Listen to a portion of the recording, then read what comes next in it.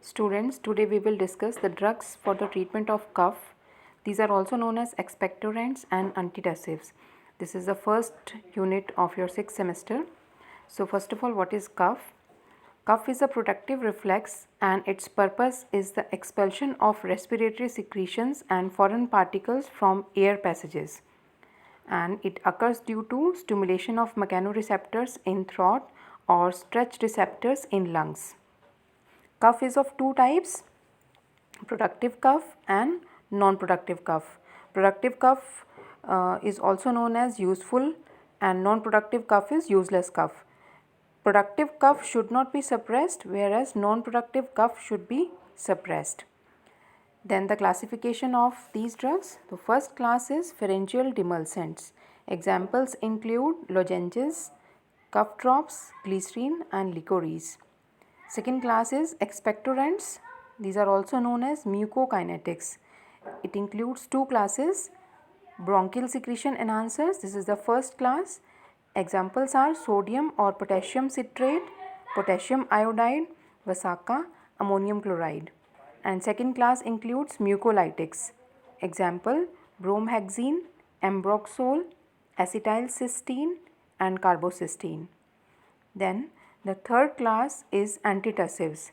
These are the cough center suppressants and these drugs act through CNS. It includes three classes. First, opioids. Examples are codeine, folcodeine. Then second class, non-opioids. Examples are noscapine, dextromethorphan. And the third class is antihistamines, or you can say anti-allergic drugs. Example, chlorpheniramine, diphenhydramine and promethazine. Then fourth class is adjuvant drugs. Examples, these drugs include bronchodilators. Examples are salbutamol and terbutaline. Now we will discuss the mechanism of all these classes. So the first class is pharyngeal demulcents. These are the soothing agents which soothe the throat and provide symptomatic relief in dry cough. Basically, these are the soothing agents. Then second class is expectorants. These are the drugs which tend to increase bronchial secretions or reduce its viscosity and facilitates its removal by coughing. Then third class is mucolytics. Mucolytics are the drugs which break the mucus plugs. In this class, the example is bromohexine and it is the derivative of alkaloid vasicine obtained from Vasaka. It depolymerizes the mucopolysaccharides directly as well as by liberating the lysosomal enzymes. These lysosomal enzymes break the network of fibers in the sputum and it is useful when mucus plugs are present.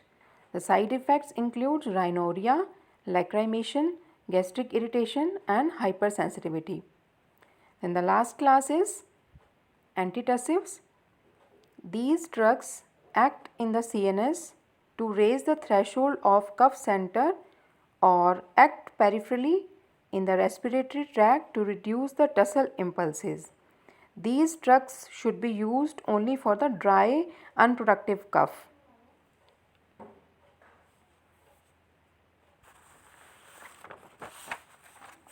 In this class,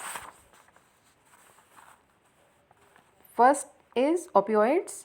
In this example is codeine. It is the opium alkaloid. It is more selective for cough center and suppresses cough for about 6 hours. Its antitussive action is blocked by naloxone and its side effects include constipation, respiratory depression and drowsiness.